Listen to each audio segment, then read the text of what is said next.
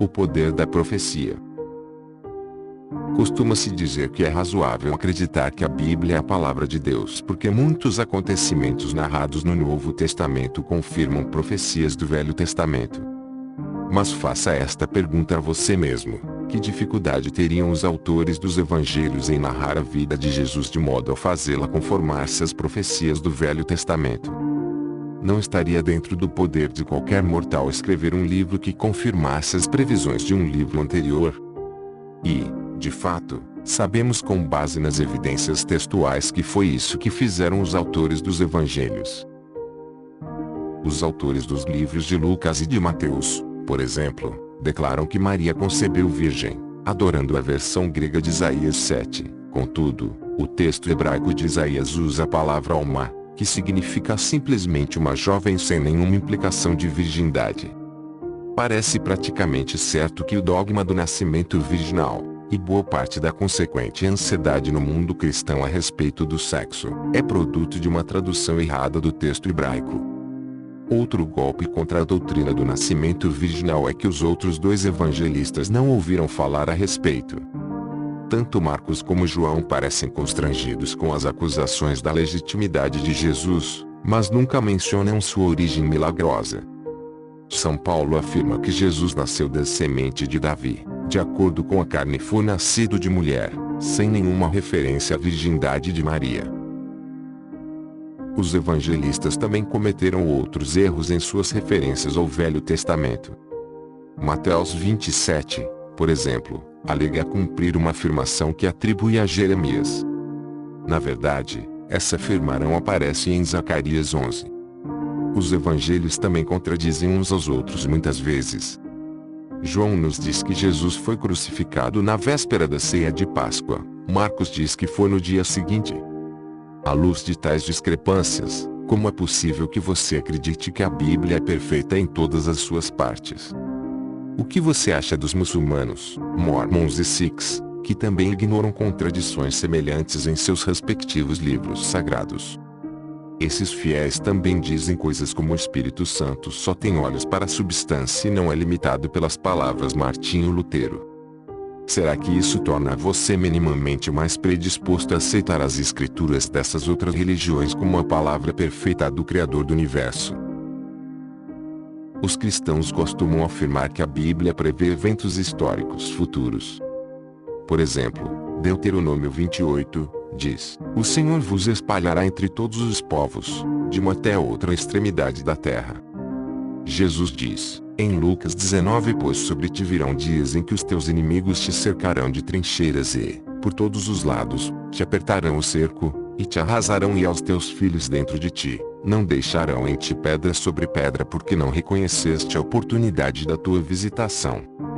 Segundo os cristãos, temos de acreditar que essas afirmações prevêem a história subsequente dos judeus de uma maneira tão espantosa, tão específica, que só pode admitir uma explicação sobrenatural.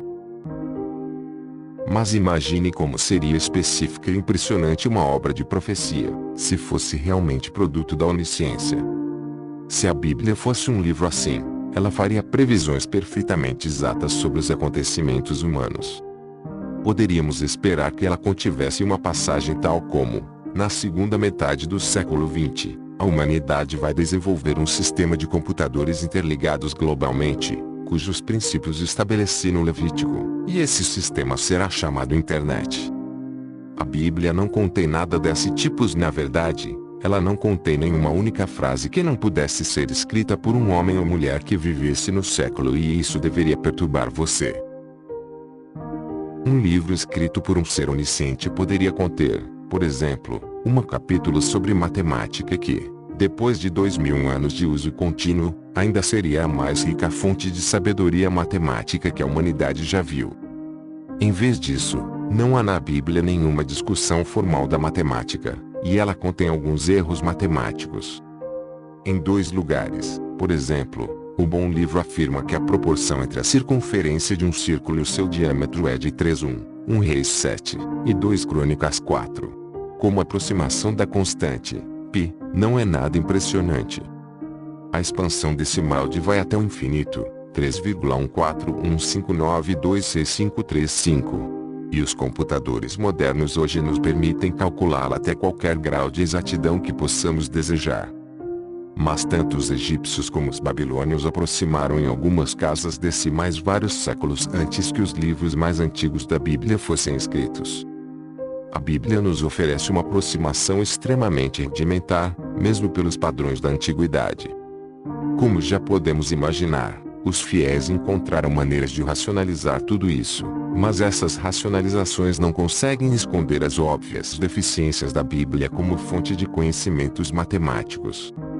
E é absolutamente verdadeiro dizer que se o matemático grego Arquimedes tivesse escrito as passagens relativas ao 1 Reis e 2 Crônicas, o texto apresentaria muito mais provas da onisciência do autor.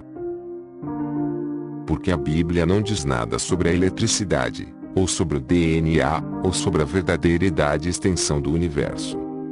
E o que dizer de uma cura para o câncer? Quando compreendermos plenamente a biologia do câncer, esses fatos serão facilmente resumidos em algumas páginas de texto.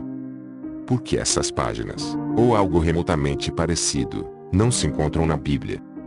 Pessoas boas e piedosas estão neste exato momento morrendo de câncer, sofrendo horrivelmente, e muitas delas são crianças. A Bíblia é um livro muito grande. Deus teve espaço suficiente para nos instruir em detalhes sobre a maneira de manter escravos e de sacrificar diversos animais. Para alguém que está fora da fé cristã, é espantoso como um livro pode ter um conteúdo tão trivial e, mesmo assim, ser considerado produto da onisciência.